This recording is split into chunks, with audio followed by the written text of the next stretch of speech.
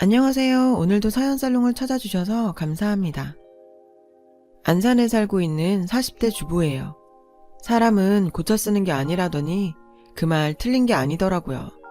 죽었다 깨어나도 인간의 본성은 변하지 않으니까요. 그런데도 그놈의 정이 뭐라고 전 인간 같지도 않은 남자를 15년 가까이 붙들고 살았지 뭐예요. 남편과 저는 중매로 만났어요. 당시 저는 만나는 남자가 있었는데 시를 쓰는 사람이었죠. 세상에 둘도 없이 좋은 사람이었지만 경제적 능력은 제로인 남자였어요. 그런 남자를 부모님이 반기실 리 없었죠. 세상의 모든 부모님들이 그렇듯 저희 부모님도 딸이 돈 걱정하며 사는 건 원치 않으셨거든요. 평생 저 하나만 바라보고 살아오신 부모님이잖아요. 제가 나 몰라라 할 수도 없었어요. 그래서 하는 수 없이 선자리에 나갔죠. 맞선 남은, 그러니까 현재 제 남편은 당시 공기업에 다니고 있었어요. 3남 중 막내라서 시부모님 부양할 걱정도 없었고 기독교 집안이라 제사 걱정도 없었죠. 결혼을 앞둔 여자라면 누구나 탐낼 만한 조건의 남자였어요. 그렇다고 제가 꼭 조건 때문에만 남편과 결혼한 건 아니에요. 솔직히 남편 자체에 끌리기도 했거든요. 대단히 잘생긴 외모는 아니었지만 묘하게 사람을 끄는 매력이 있었어요. 개구장이처럼 장난기 많은 모습도 있고 결정적인 순간엔 여자를 리드하는 남성미도 있는 사람이었죠. 게다가 상대방을 편하게 만들어주는 재주가 있어서 그날 만났는데도 몇 년간 알고 지내던 친구처럼 편안한 느낌이었죠. 남편의 애프터 신청에 응한 것도 그 때문이고요. 이후 여러 번의 만남이 이어질수록 남편의 매력에 빠진 저는 가난한 시인 남친이 점점 귀찮게 느껴졌어요. 초콜릿을 처음 먹어본 아이가 우유병을 버리고 초콜릿을 찾는 것처럼 말이죠. 만날 때마다 내 돈을 쓰면서도 상대 눈치를 봐야 하는 상황도 지겨웠고 무엇보다 부모님의 반대를 무릅쓰면서 만나야 하는 피곤함도 없었죠. 게다가 저도 인간인지라 결혼 뒤엔 안락한 삶을 누리고 싶은 욕심이 없진 않았거든요. 그래서 결국 전 시인 남친을 버리고 지금의 남편을 선택했어요. 마음을 정하고부터는 일사천리였죠. 어차피 중매라는 게 서로의 조건도 맞춰보고 만난 관계였기에 결혼까지 걸리는 시간도 길지 않았고요. 그렇게 우린 만난 지 반년도 안 돼서 결혼을 했어요. 신혼기간 동안은 정말 행복했어요. 남편이랑 단 둘이 있는 것만으로도 좋았죠. 왜 안 그랬겠어요. 선 보고 호감이 있는 상태에서 바로 결혼했으니 신혼이 연애기간이나 마찬가지잖아요. 그런데 딱 거기까지였어요. 결혼한 지 채 2년도 되지 않아 남편은 밖으로 돌기 시작했거든요. 제가 임신 5개월쯤 됐을 무렵부터였어요. 점점 호르몬 이상 증세로 짜증이 늘고 몸도 불어와서 신경이 예민해진 때였죠. 남편과 사소한 일로 말다툼을 몇 번 벌였는데 그때 이후로 왠지 남편이 절 피하는 느낌이 들더라고요. 그런 남편 때문에 전 점점 서운했고 그러다 막달에 접어들면서 남편한테 여자가 생겼다는 걸 알게 됐어요.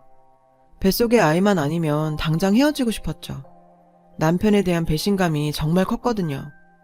난 우리 아이 때문에 몸도 힘들고 마음도 힘든데 자긴 모든 걸 회피하곤 자기 편한 대로 살고 있으니까요. 이런 남자를 믿고 살아도 되나 정말 고민이 됐지만 그렇다고 혼자서 아이를 키울 용기도 없었어요. 몇 날 며칠을 울었어요.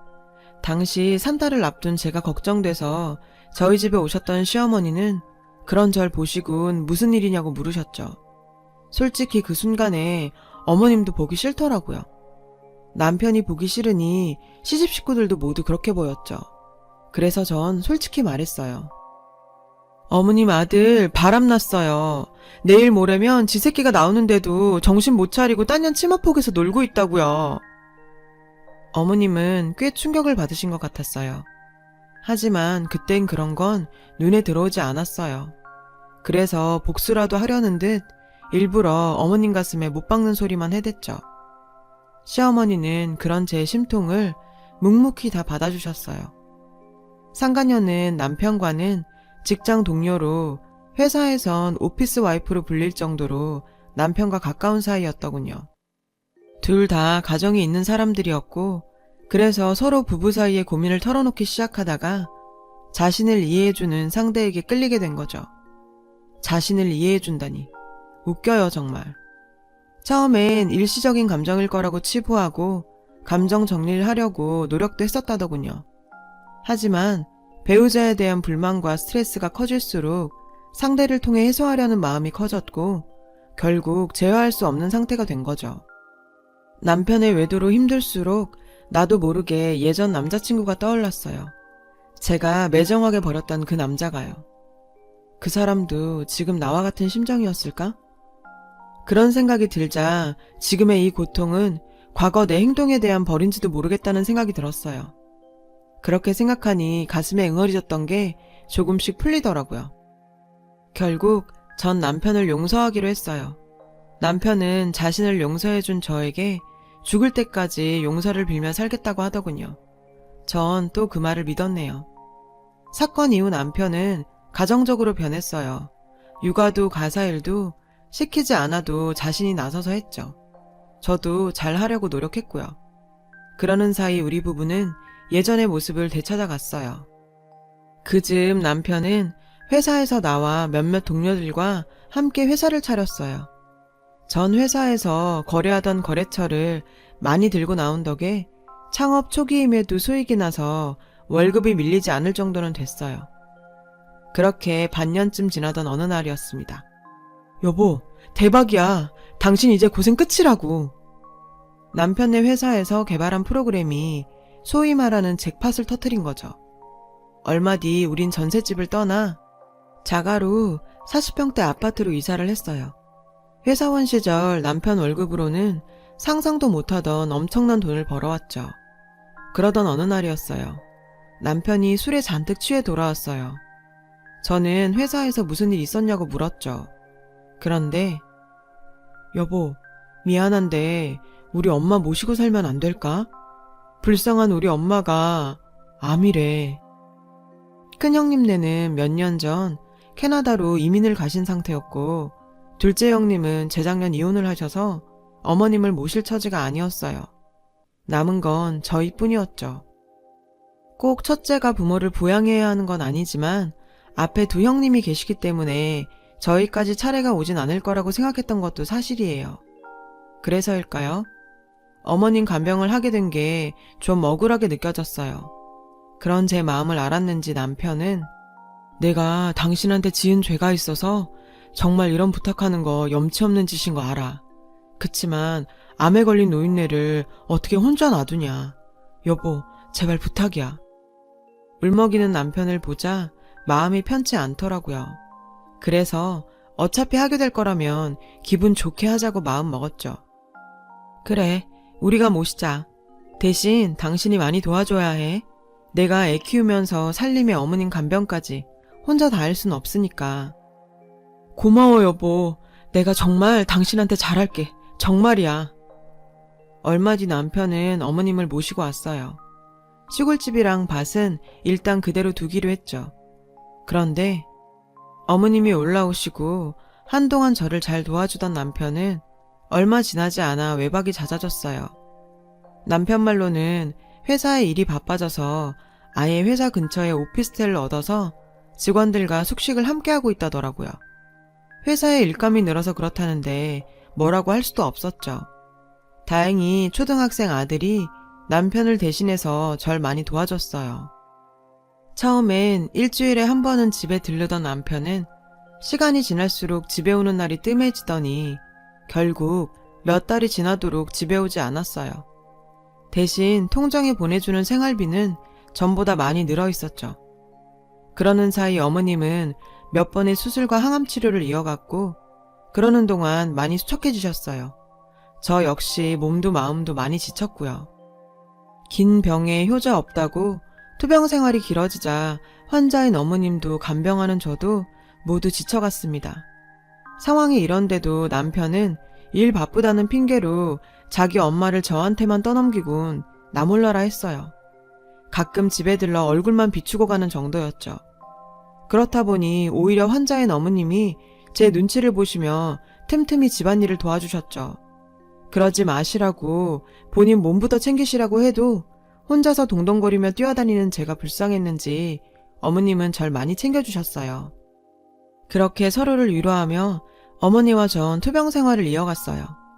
그러는 사이 서로에 대한 애틋함이 더해졌고 어느 순간부터는 어머니와 며느리 사이가 아닌 엄마와 딸처럼 돼버렸죠. 그렇게 7년의 시간이 흘러 드디어 어머님은 복마감 완치 판정을 받으셨어요. 완치 판정을 받던 그날 어머님과 저는 얼싸안고 한참을 울었어요. 그렇게 엉엉 울다가 어머님이 남편 회사에 가보자고 하시더군요. 전 어머님이 아들한테 왕쾌한 모습을 보이고 싶으셔서 그러나 보다 생각했어요.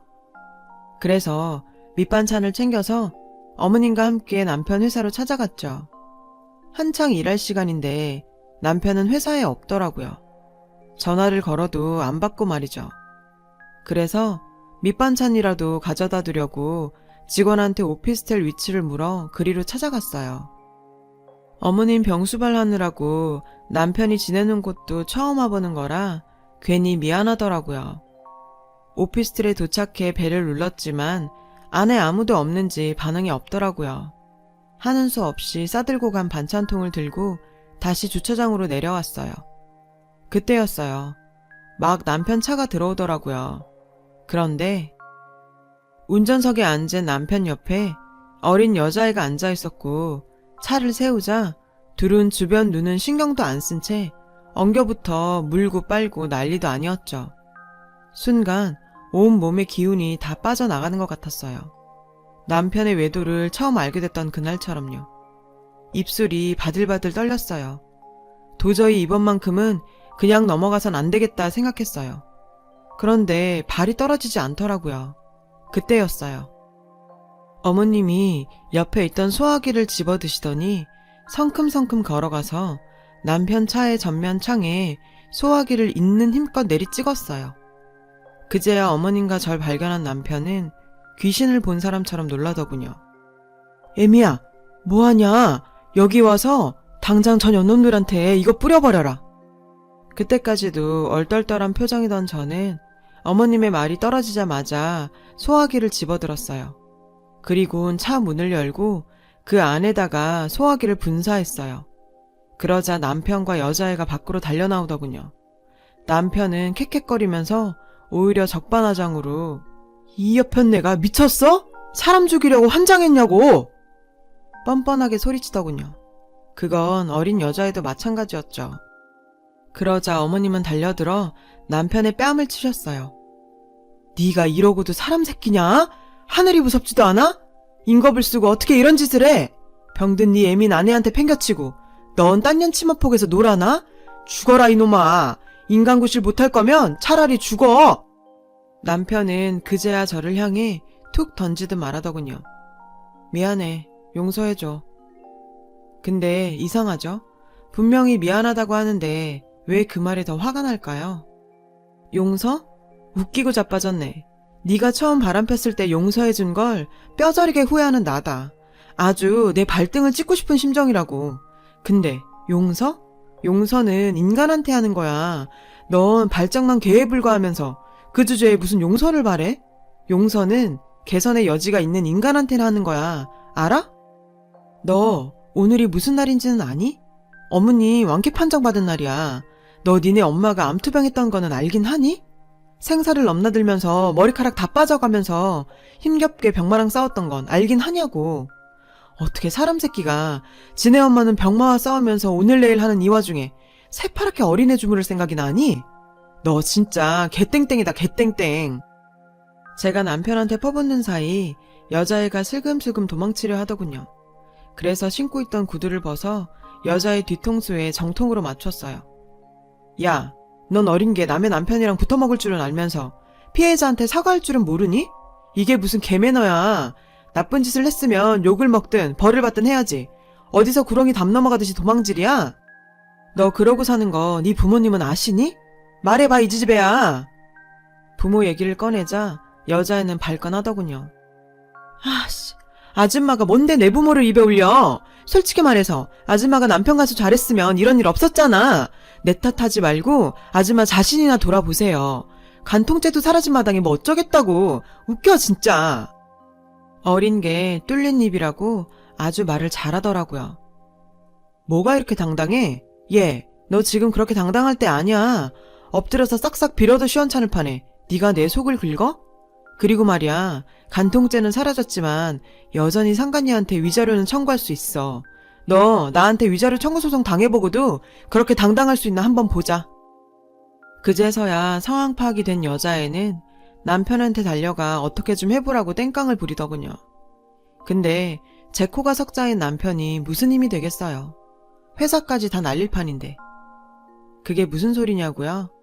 어머님이 복마감 판정을 받을 당시 어머님은 자신의 병수발을 들어주는 자식한테 전 재산을 물려주시기로 했대요. 당시 회사 자금이 부족했던 남편은 형들을 대신해 어머님을 간병하는 조건으로 땅과 아파트를 다 팔아서 그 돈을 끌어다가 사업자금으로 쓴 거죠. 그런데 정작 아들은 어머니 치료에 신경 하나 쓰지 않고 병수발이며 생활 모두 며느리인 제가 하는 걸 보고 어머님은 완치 판정을 받자마자 자금 회수를 하러 오신 거죠. 병수발하겠다는 놈이 돈만 가르쳤으니 어쩌겠냐. 받아간 돈 다시 토해내야지. 그 돈 못 내놓겠으면 그 회사라도 내놔라 이놈아. 남편은 그날 무릎까지 꿇고 손이 발이 되게 빌었지만 그간 저를 너무 안타깝게 보셨던 어머님은 남편의 말은 듣지도 않았어요. 소송 불사하시겠다고 엄포를 놓으셨죠. 그리곤 저런 인간 같지 않은 놈이랑 살면서 소갈이 하지 말고 이혼해서 새 출발하라시며 지금껏 간병을 해온 정성에 대한 보답으로 남편한테 투자한 돈 제게 주시겠다고 하셨거든요. 정 때문에 살아온 15년 세월, 이제와 생각하면 너무 허망하지만 그래도 어머니와의 정을 생각하면 마냥 허무한 것만은 아닌 것 같아요. 어머님이 완쾌되신 것도 정말 감사하고 저도 참 뿌듯하기 그지없고요. 아직은 심신이 너무 지친 탓에 일단은 쉬면서 앞으로의 계획을 세워야겠어요. 지금까지 제 사연을 들어주셔서 감사드려요. 여러분, 사연 댓글에 응원과 현명한 조언 부탁드려요. 좋아요와 구독은 저에게 큰 힘이 됩니다. 오늘도 좋은 일 가득하세요.